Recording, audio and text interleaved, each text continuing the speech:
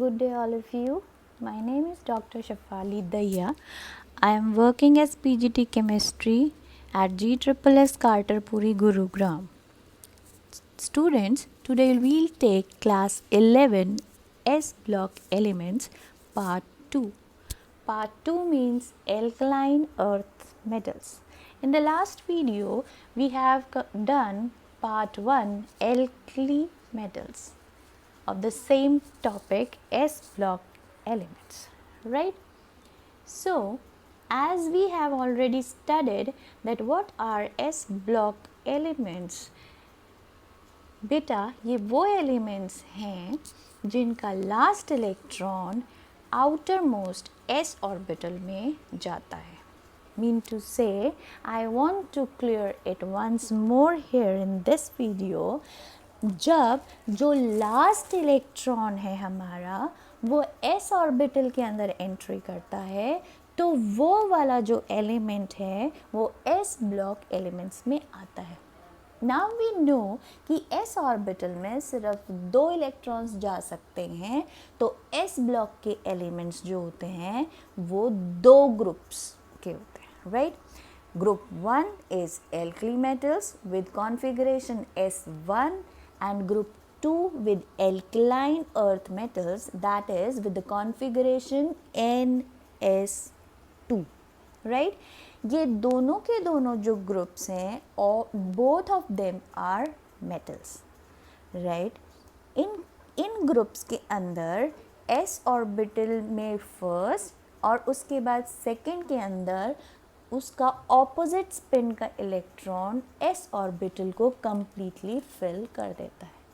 So today हम जो topic ले रहे हैं एल्कलाइन अर्थ मेटल्स का, मेक इट अ पॉइंट कि एस ऑर्बिटल यहाँ पर हमें completely filled मिलेगा with both 2 electrons already there in s orbital जो कि हमारा आउटर मोस्ट ऑर्बिटल होगा उस वैलेंस शेल का. बोथ द ग्रुप्स जो हैं वो हमारी long form of periodic table के अंदर लेफ्ट हैंड साइड में आते हैं. उसके बाद P ब्लॉक राइट में and in between is the D and lower में F block, right? This we have already an idea कि ये कहाँ पर है, राइट? अब हम इनको ग्रुप 2 एलिमेंट्स को एल्कलाइन अर्थ मेटल्स कहते हैं. क्यों कहते हैं? Why we call them alkaline earth metals? We call them alkaline earth metals because इनका ऑक्साइड्स और इनका हाइड्रोक्साइड्स जो होते हैं वो alkaline नेचर के होते हैं, राइट? द सेकेंड इज कि इनको अर्थ मेटल्स क्यों कहते हैं? Because their metal oxides are found in earth crust. सो दोनों टर्म्स को जब हम इकट्ठा लिखते हैं तो हम इनको नई टर्म देते हैं ग्रुप 2 एलिमेंट्स को alkaline earth metals. Now look at the slide and you will understand it by much better. You see बच्चे here, this is the S block, right? All of you can point it out. It is on the left hand side. This is 1 and this is 2. Yes, today we are going to do these. In this figure, in the second figure, what we are watching is the occurrence of alkali earth metals, alkaline earth metals. Fine. Among these metals, calcium and magnesiums are abundant in nature. ये हमें earth crust में easily मिलते हैं. आपको आगे जब मैं example दूंगी यू कैन फिगर आउट कि ये कहाँ कहाँ मिलते हैं, राइट? इसके बाद हमारे पास स्ट्रॉन्शियम है, बेरियम है, बेरिलियम है, रेडियम है. Yes, radium is the element जो मैडम क्यूरी ने डिस्कवर किया था. It is a radio active element and it is rarest of all of these, right? The next is electronic configuration. Electronic configuration के अंदर हम electrons को distribute करते हैं, राइट? तो सबसे पहले हमारा the smallest one is beryllium, magnesium, calcium, strontium, barium and radium. Yes, you can also see the symbols. In the last column, students, हमें इलेक्ट्रॉनिक कॉन्फ़िगरेशन दिख रही है. बेरिलियम के अंदर की जो कॉन्फ़िगरेशन है वहाँ आप नोट करें, आउटर मोस्ट शेल जो है वो सेकंड है और ऑर्बिटल s है जिसके अंदर 2 इलेक्ट्रॉन्स हैं, right. The next is magnesium where in third shell s2 is there, and likewise with calcium, strontium and the down the group the shell is increasing 4, 5, 6 and then radium के लिए 7. Okay, so the general configuration हम क्या बोल सकते हैं, NS2 where n is the principal quantum number, right. So in the next slide it is well understood by the configuration only. जैसे जैसे हम डाउन द ग्रुप आ रहे थे हमारा प्रिंसिपल क्वांटम नंबर इंक्रीज हो रहा था. दिस मीन्स दैट कि हमारे शेल्स इंक्रीज हो रहे हैं. शेल्स इंक्रीज हो रहे हैं तो of course the atomic radii and ionic radii down the group increase कर रहा है. The next property is ionization energy. Now हमने अभी ये देखा कि इलेक्ट्रॉनिक कॉन्फ़िगरेशन के अंदर जो s ऑर्बिटल है उसमें 2 इलेक्ट्रॉन्स हैं. मीन टू से ऑक्टेट से +2. So to attain the octet configuration these elements have to lose 2 electrons. But 2 electrons कभी भी एक साथ कोई भी एटम लूज नहीं करेगा. This means this will have 2 ionization energies, first and second. First ionization energy is the energy needed for the removal of first electron from a neutral gaseous atom, right. Neutral atom से निकालना है first electron.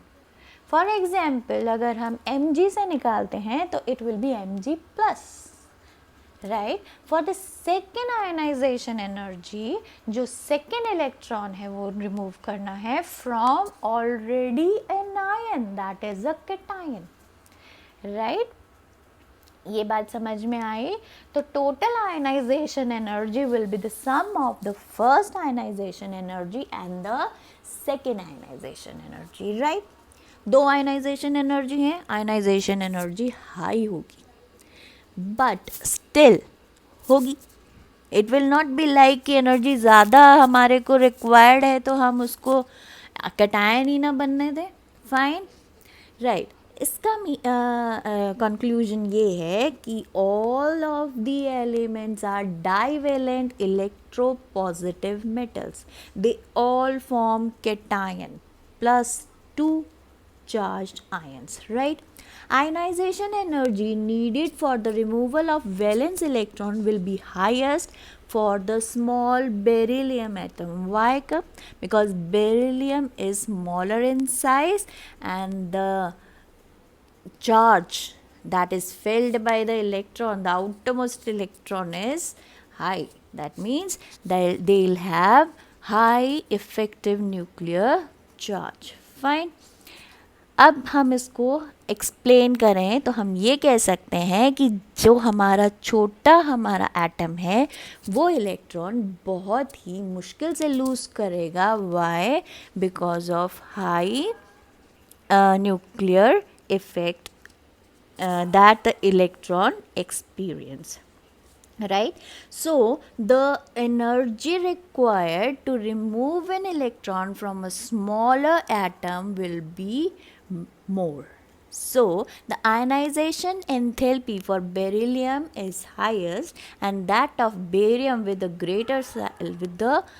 greatest size that we are taking here except radium, it will be less. Okay, this is the ionization energy. The next come hydration enthalpy. Hydration means water, right? This is the energy released as a result of formation of new bonds between ions and water molecule. जितना small होगा उतना ही strong होगा. Mean to say water के अंदर easily soluble होगा. क्यों? क्योंकि उसका साइज बहुत एटम का स्मॉल है. चार्ज जो है इफेक्ट है वो हायर है, right? This means that down the group, the hydration enthalpy will decrease. Okay, so smaller ions show higher charge density and hence can be solvated by more water molecules. Okay, now we can relate it with the solubility. अगर ऐसा है तो solubility beryllium की maximum है and with increase ionic sizes the solubility will keep on decreasing.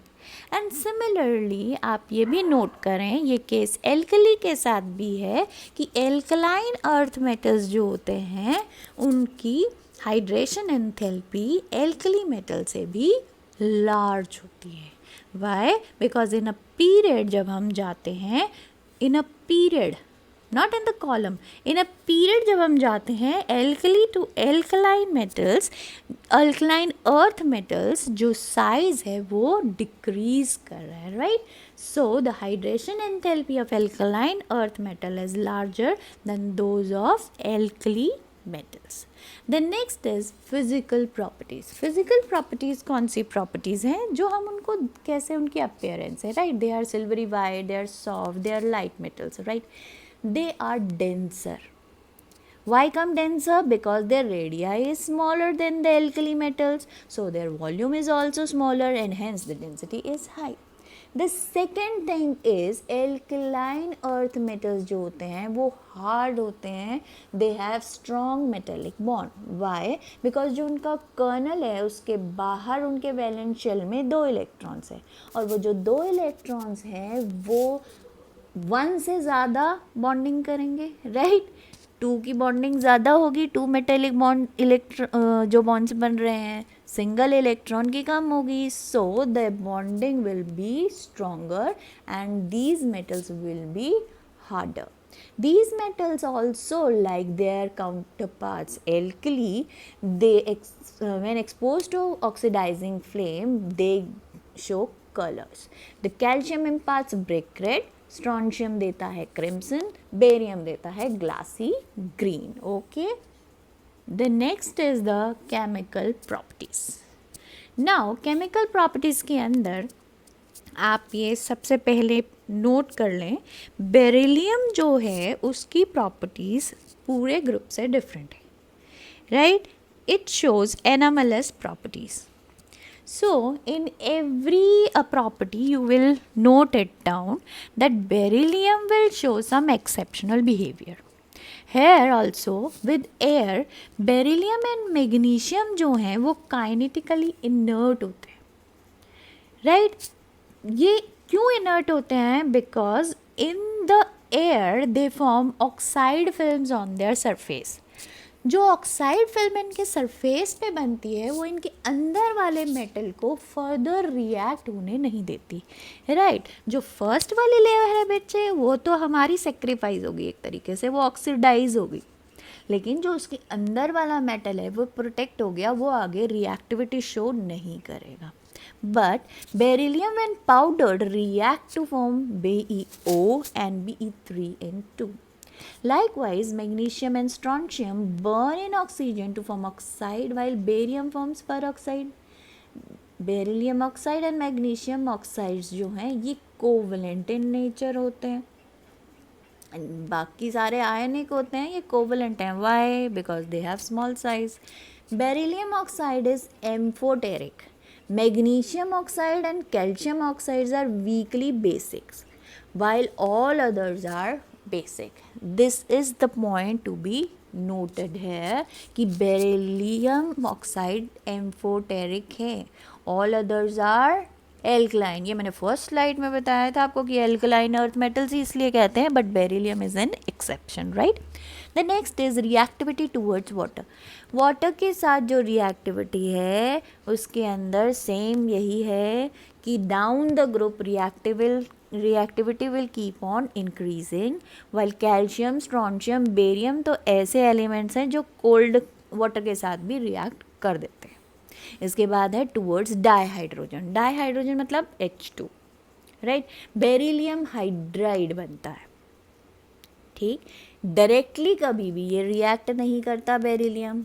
Indirectly react करने का मतलब क्या है, ये अपने हेलाइड फॉर्म के अंदर, हेलाइड मतलब हेलोजन के साथ, लिथियम एल्यूमिनियम हाइड्राइड जो हमारा एक स्ट्रॉन्ग रिड्यूसिंग एजेंट होता है उसके साथ रिएक्ट करके हाइड्राइड शो करता है. और जो इसका हाइड्राइड बनता है बेरिलियम का, उसमें आप बनाना बॉन्डिंग देखेंगे. बनाना बॉन्डिंग देखो बच्चे, एक बेरिलियम ये है एटम, एक ये है, और ये जो हाइड्रोजन है it is bridging the two metals, right. The molecule have 3 centers sharing 2 electrons, and this bond is hence known as banana bond because the shape is just like banana, C shape, right. Then comes calcium, strontium, barium जो कि easily metallic hydrides बनाते हैं. और उसके बाद हमारे पास आता है कैल्शियम हाइड्राइड जो कि वाटर के साथ रिएक्ट करता है. कैल्शियम हाइड्राइड कॉल्ड हाइड्रोलिथ जो कि use for producing hydrogen, produce करने के लिए हम उसको यूज़ करते हैं. Okay. The next is reactivity towards halide. जैसे हमारा हाइड्राइड के साथ बॉन्डिंग करता है beryllium, in the same way वो हेलाइड के साथ बॉन्डिंग करता है. यू कैन सी कि क्लोराइड के साथ वो बॉन्डिंग कर रहा है, 3 centers वाला बॉन्डिंग हो रहा है, right. It is actually due to the Fajans rules. उसके अकॉर्डिंगली क्लोराइड का साइज़ बड़ा है और बेरिलियम का साइज़ छोटा है, राइट. तो जो आयन है, मतलब जो कैटायन है, उसको जो क्लोराइड का इलेक्ट्रॉन क्लाउड है वो उसको कवर अप कर देता है, right. The high polarization of small covalent ion on the electron cloud of the halogen ion is hence we say that this is Fazan's rule. ये इंडिकेट करता है कि जो हमारा क्लोराइड का क्लाउड है वो यहाँ से लेके यहाँ तक फैल रहा है दोनों बेरिलियम के बीच में. तो ये एक तो इसका ब्रिजिंग कर रहा है, वो बनाना बॉन्ड टाइप बना रहा है, और दूसरा ये हमारे को एक्सप्लेन कर रहा है कि जो क्लोराइड है वो दोनों स्मॉलर कैटायंस जो हैं बेरिलियम के, उन दोनों को इलेक्ट्रॉन डेंसिटी, अपना इलेक्ट्रॉन क्लाउड उनके साथ शेयर कर रहा है, and it is forming a covalent bond, right. This is but the structure of solid state. What? Solid state के अंदर जो हमारा क्लोराइड है, इस टाइप जो बेरिलियम क्लोराइड है वो इस टाइप का लॉन्ग पॉलीमर चेन बनाता है. But in the case of vapour state हमारा बेरिलियम क्लोराइड डाइमर बनाता है. Beryllium halide exist as individual molecule in the vapour state, right. Fluorides are insoluble in water. The solubility of other halides decreases from magnesium to beryllium, right. The next is reducing nature. Reducing nature, similar to others, it is the ability is inversely related to the ionization energy. This is a journalized thing, right. And ionization energy decreases down the column. So the reducing property should increase from beryllium to barium, right. So the reduction potential decreases in same order and reducing the capacities. Next comes the solutions in liquid ammonia. Like alkali metal, अगर हम इस metal को liquid ammonia में डालते हैं तो it will form a complex जो कि ब्लू कलर का होगा, right. It will turn blue. But the concentrated solution is bronze in colour. अगर हम इसको और थोड़ा लंबा टाइम के लिए रखते हैं, on standing long it decomposes into amide and it will give hydrogen, right. but we are talking about these blue in color, the complex, and this complex is, if in higher concentration of ammonia, it will show bronze color, right? The next is carbonates and bicarbonates. The hydroxide of metal with carbon dioxide will form the metal what? Carbonate, right? Similarly, bicarbonate. These carbonate and bicarbonates exist as solid state and they are insoluble in water. This we'll discuss further with taking calcium as an example, right? Then is the sulfate. This is the important one. ये important है इसके अंदर, please इसको note down कर लें, इसकी solubility बहुत बार पूछी जाती है. Contrary to alkaline metal sulfates, beryllium sulfate is water soluble. Beryllium sulfate water soluble है. Okay.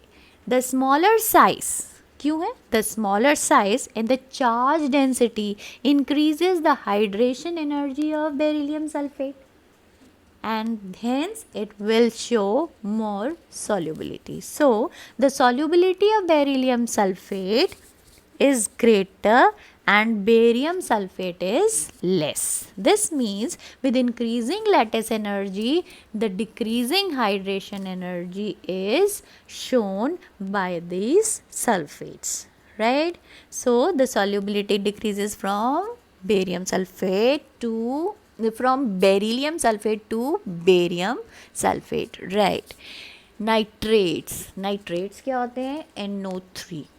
ओके, नाइट्रेट्स के अंदर क्या है, जो हमारे मेटल नाइट्रेट्स होते हैं उसको हीट करने से हमें मेटल ऑक्साइड्स और नाइट्रोजन डाइऑक्साइड के फ्यूम्स मिलते हैं. इसको हम लेबोरेटरी के अंदर एज प्रैक्टिकल्स में भी यूज़ करते हैं, right?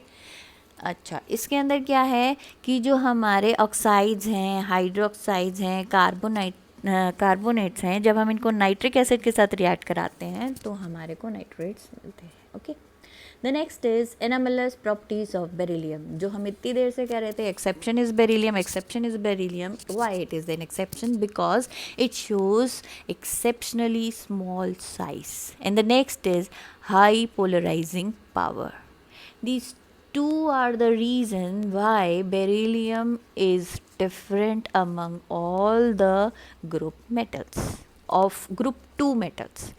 Anomalous behavior of an element is the deviation of properties and behavior of an element from its usual or normal behavior. Fine. तो ये क्या करता है बेरिलियम? ये हार्डेस्ट होता है, सबसे पहले यही है. The next is it does not react with water even at red hot conditions at very high temperature. Next is its melting point and boiling point is maximum among the group. It does not react directly with hydrogen to form hydride. Yeah, right, we have done it already. Unlike other alkaline earth metals, does not liberate hydrogen from acid. Okay, the next is beryllium oxide and hydroxides are amphoteric in nature, जबकि बाकी सबके कैसे हैं? Basic.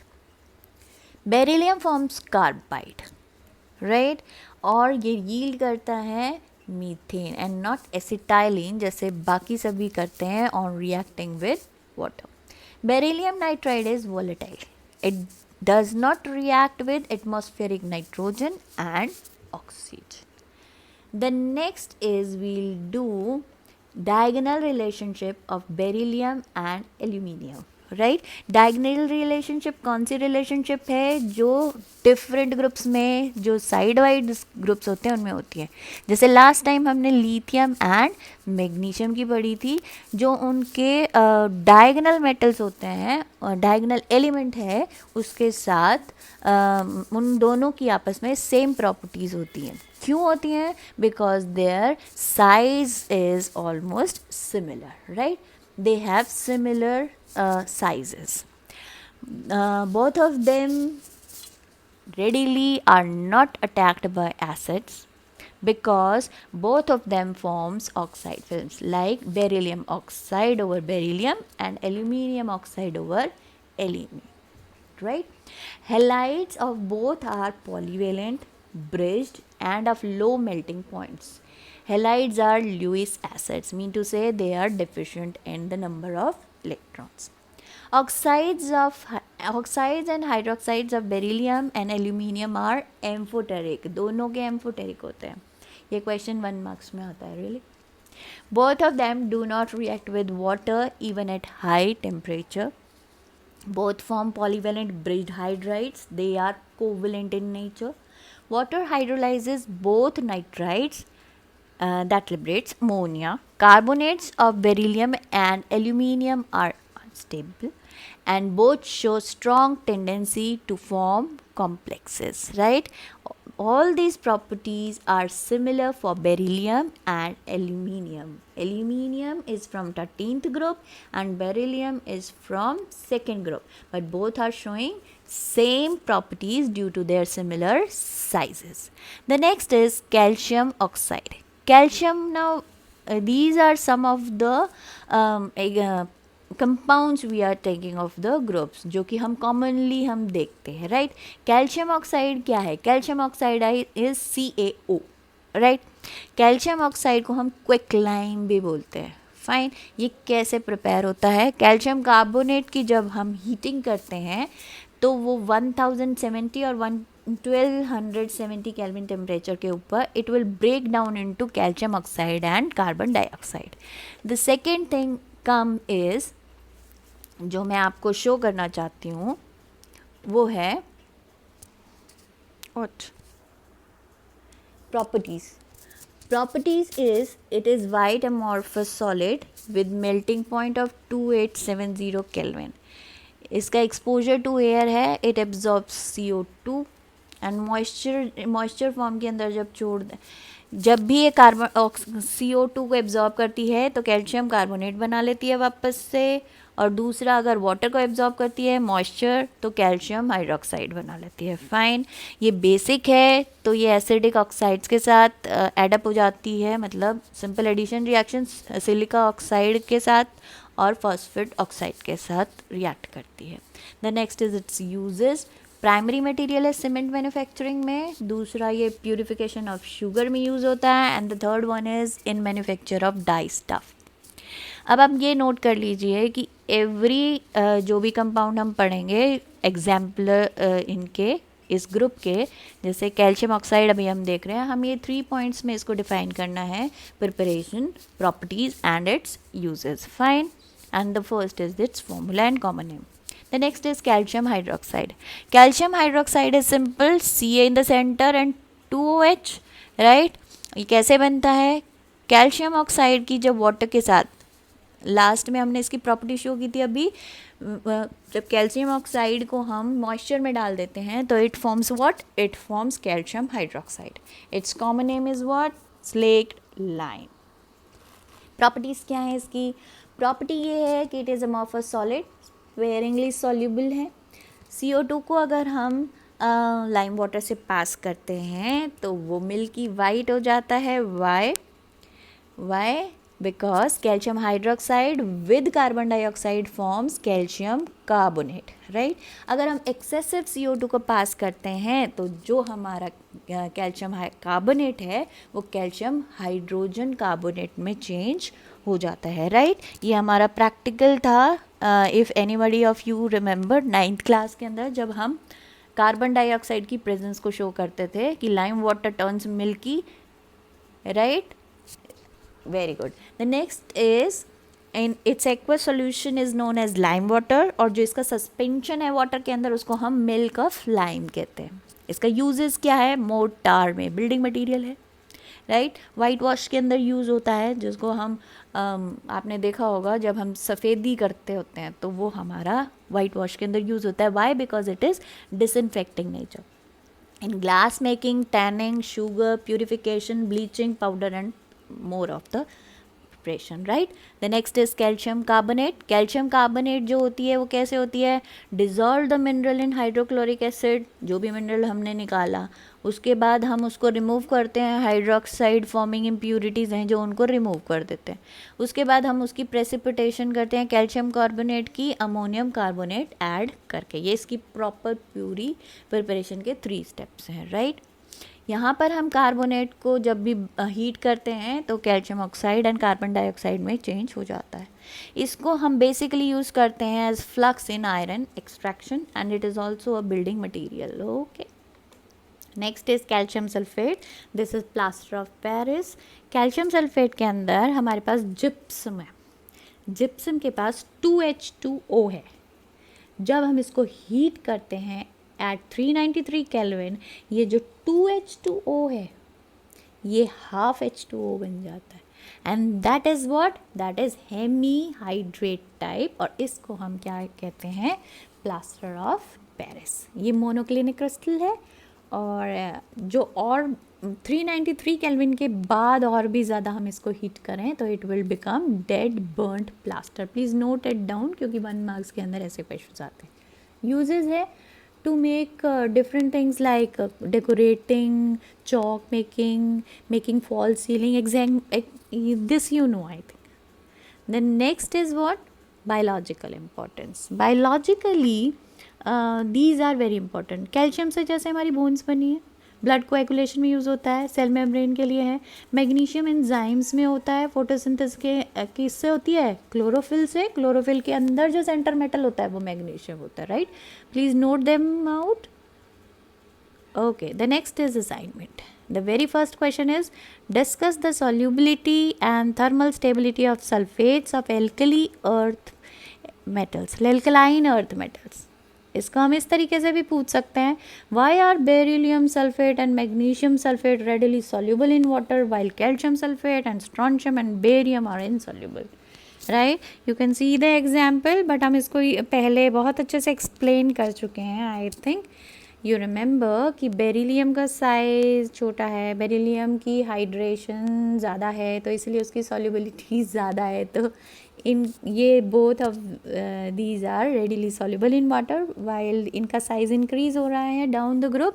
तो वो क्या है, comparable. उनकी जो लेटिस एंथैल्पी है वो that is not very high and hence they are insoluble in water. The next is, why do beryllium and magnesium not impart color to the flame test, right? हमने बाकी 3 का किया था, इन दोनों का नहीं किया था. क्यों नहीं किया था? Because the different color arise due to different energy, जो कि इलेक्ट्रॉन की एक्साइटेशन से होती है. इन दोनों का साइज़ बहुत छोटा है, किसका, बेरिलियम एंड मैग्नीशियम का. इसीलिए जो हमारा एक्साइटेशन एनर्जी है वो ज़्यादा नहीं हो पाती. तो इस वजह से जब वो अब डाउन द ग्रुप कह रही हूँ, वो जो इलेक्ट्रॉन वापस से अपने शेल में ओरिजिनल पोजीशन में आते हैं, जो वो एनर्जी रिलीज़ करते हैं वो उनकी कलर इम्पार्ट नहीं कर पाएगी, वो एक्साइट ही नहीं होंगे actually. What is the structure of beryllium chloride molecule in gaseous and solid state? This is one of the important question. You have to draw that structure only, right? Okay. Thank you for watching. This is all for today. Thank you and have a thorough reading from the book also. Okay.